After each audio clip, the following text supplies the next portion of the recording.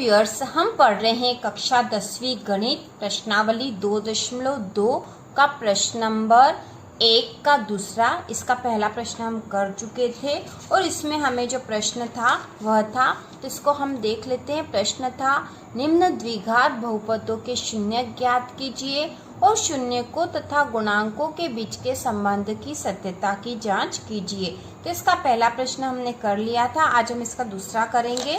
तो प्रश्न है 4s की घात 2 ऋण 4s धन 1। तो इसमें सबसे पहले शून्य ज्ञात करेंगे। तो शून्य ज्ञात करने के लिए हम क्या करते हैं कि जो बीच वाली संख्या है उसे ऐसे दो भागों में बांटेंगे।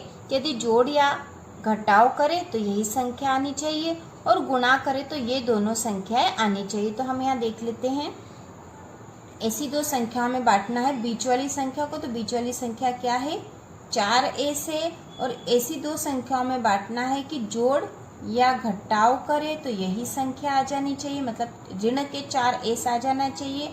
और यदि गुणा करे, ठीक है, उन संख्याओं का गुणा करे तो इन दोनों संख्याओं का गुणा 4s की घात 2 और धन 1 जो संख्या है, इन दोनों, जैसे ये है 4s की घात 2 गुणा 1, तो इसका गुणा होगा तो ये संख्या आ जाएगी 4s की घात 2। तो गुणा करें तो हमें 4s की घात 2 चाहिए और या जोड़े और घटाए तो हमें ऋण 4s चाहिए। ऐसी दो संख्याओं में इस संख्या को बांटना है। तो ऐसी दो संख्या कौन सी हो सकती है कि गुणा करें तो 4 आ जाए और जोड़े या घटाए तो ऋण के 4 आ जाए। तो हम अनुमान लगा के करेंगे इसको। तो यहाँ पे हो सकती है 2 और 2, 2 और 2 को यदि जोड़ेंगे तो 4 आ जाएंगे और उनका गुणा करने पे भी 4 आ जाएगा। तो हमें दो कैसी संख्या चाहिए कि ऋण के 2 चाहिए। ऋण के 2s ले लेंगे, इसमें ऋण के 2s जुड़ जाएंगे तो ऋण के 4s हो जाएंगे। और यदि इन दोनों का गुणा करेंगे तो ऋण का ऋण में गुणा करेंगे हो जाएगा धन, 2 का 2 में करेंगे तो 4 और s की घात 2 हो जाएगा। तो ये दो संख्याएं हमें मिल गई, ऋण के 2s और ऋण के 2s। तो हम यहाँ लिखेंगे, तो ये आपको रफ में करना है इतना भाग, ठीक है, समझने के लिए हमने यहाँ करा था। तो ये जो संख्या है इसे हम लिखेंगे 4s की घात 2 ऋण 4s धन 1, यह हमारा बहुपद है। और इसके शून्य ज्ञात करने के लिए हमने बीच वाली संख्या को दो भागों में डिवाइड कर दिया और यह हो गई 4s की घात 2 ऋण 2s धन 1।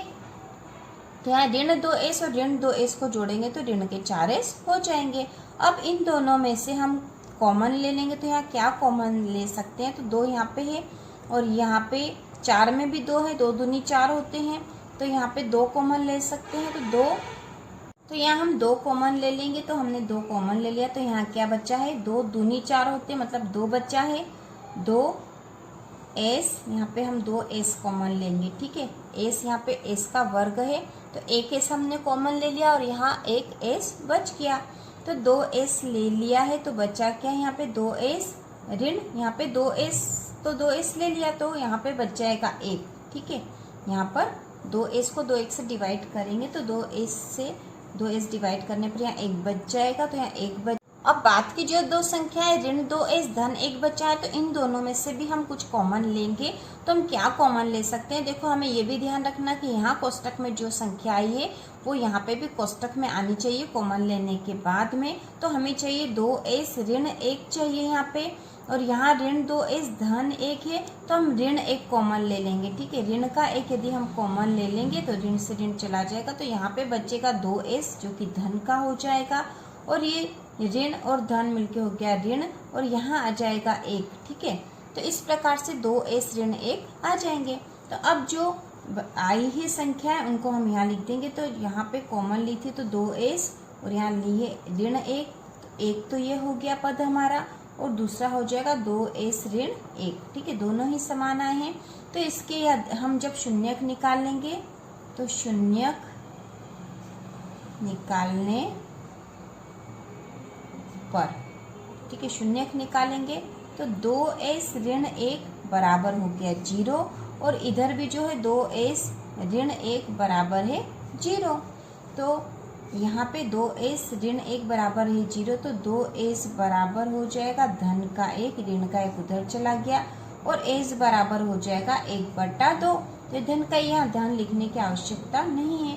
उसी प्रकार इसमें भी ऐसा ही करेंगे, 2s बराबर है धन का 1, ऋण का उधर चला गया है, s बराबर हो गया 1/2।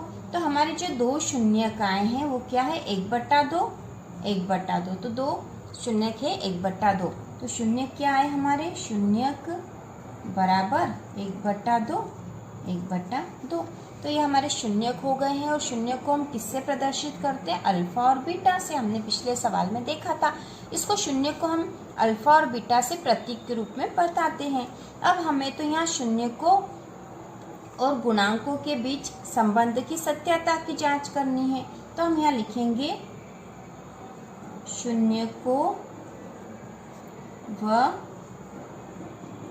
गुणांकों के बीच के संबंध की सत्यता की जांच करने पर। तो यह प्रश्न में ही लिखा, वहाँ से हम लिख सकते हैं, या फिर आप सीधा सत्यता की जांच करने पर भी लिख सकते हो। तो हम सबसे पहले लिखेंगे शून्यकों का योग। तो शून्यकों का योग होता है बराबर ऋण b/1 के। ठीक है, शून्यकों का योग कैसा होता है, ऋण b/1 के। तो शून्यक को हम किससे प्रदर्शित करते हैं, अल्फा और बीटा से। मतलब अल्फा धन बीटा बराबर हो जाएगा ऋण b/1 के। अब यहाँ देखो b और a क्या संख्या है, तो हमें जो बहुपद दे रखा है, ठीक है, बहुपद के मान से ही हम बताएंगे कि यहाँ पे a, b और c क्या है, क्योंकि हमें c भी चाहिएगा। तो बहुपद का जो सूत्र होता है वह होता है ax की घात 2 धन bx धन c, जहाँ x कोई भी चर राशि है। तो यहाँ पे x के स्थान पर क्या दे रखा है, इस बहुपद ने s दे रखा है। ठीक है, x के स्थान पर यहाँ पर s दे रखा है। तो यहाँ पर x के वर्ग के साथ जो संख्या वो a है, तो यहाँ पे x के स्थान पर s है, तो s के वर्ग के साथ जो संख्या वो a होगी। तो यहाँ पे है 4। तो यहाँ पे हो जाएगा a बराबर कितना है, 4 है। ठीक है, उसी प्रकार x के साथ जो संख्या वो b है, तो यहाँ s के साथ कौन सी है, ऋण के 4 है। तो यहाँ b क्या हो गई, b हो गई ऋण के 4। इसी प्रकार c, तो यहाँ पे आखिरी वाली जो तीसरे नंबर पे संख्या है वह c है। तो यहाँ पे है धन का 1, मतलब 1 है, तो c बराबर है यहाँ 1 है। ठीक है, c बराबर 1 है यहाँ, तो हम यहाँ पे लिख देंगे, हम यहाँ लिख भी देंगे a बराबर है 4, b बराबर है ऋण 4 और c बराबर है 1। यहाँ पर हमें पता होना चाहिए। अब हम आगे करते हैं। तो अल्फा धन बीटा ये हमने देख लिया था। हमें शून्यकों और गुणांकों के बीच के संबंध की सत्यता की जांच करनी है। तो सत्यता की जांच हमने पिछले सवाल में भी इसी तरह से करी थी। यदि आपने नहीं देखा तो पहले वह देख लो, जिससे और अच्छे से समझ में आपको आ जाएगा। तो शून्यकों का योग होता है ऋण b/a। शून्यकों को हम प्रदर्शित करते हैं अल्फा और बीटा से, और यहाँ पे योग है इसलिए इनके बीच में धन का निशान लगा दिया हमने। अल्फा धन बीटा बराबर है ऋण b/a के। तो यहाँ अल्फा कितना है 1/2, धन बीटा कितना है 1/2। तो अल्फा और बीटा किसी भी शून्य को आगे या पीछे वाले को हम मान सकते हैं। तो बराबर ऋण, अब b का मान कितना, b का मान है ऋण के 4, तो हम यहाँ लिख देंगे ऋण के 4 a का मान कितना, a का मान है 4। ठीक है, a और b के मान हमने पहले ही निकाल लिए थे। अब यहाँ 1/2 धन 1/2 है, तो इन दोनों में से इन दोनों का हम एलसीएम निकाल लेंगे। तो यहाँ पे 2 ही आएगा, क्योंकि यहाँ पे भी 2 है और यहाँ पे भी 2 है। 2 का 1 में करा दो 1, 2 का 2 से 2 कट गया। ठीक है, 1 आया, और 1 का 1 में करा तो 1 ही आया। यहाँ पे भी ऐसा ही होगा, और यहाँ 1 आएगा बराबर। अब यहाँ जो संख्या देखो, ऋण और ऋण का ऋण में गुणा होगा तो धन हो गई। ठीक है, ऋण से ऋण धन हो गई, और यहाँ पर बचा है 4/4। अब यहाँ देखो, यहाँ पे एक धन है, कितना हो गया 2/2 बराबर 4/4। तो 2 एकम 2, 2 एकम 2, 4 एकम 4, 4 एकम 4। तो कितना आ गया है दोनों के 1/1 बराबर है 1/1 के। ठीक है, 1/1 बराबर है 1/1 के। तो इस प्रकार से दोनों सही है। शून्यकों का योग बराबर हो गया ऋण बटा 1 के, मतलब यह सत्य है यहाँ पर। इसके बाद है शून्यकों का गुणा। शून्यकों का गुणा, तो शून्यकों का गुणा किसके बराबर होता है, c/a के। तो अल्फा गुणा बीटा बराबर है c/a के।